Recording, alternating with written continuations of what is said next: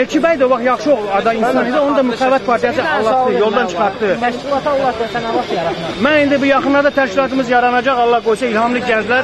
Bizim fikrimiz odur ki, vətənə qulluq eləmək, gənclərimizə qulluq eləmək, xalqa qulluq eləmək. Mən özüm Avropada çox oluram, Almaniyada, Fransada, İtaliyada özüm gəlib gəlirəm.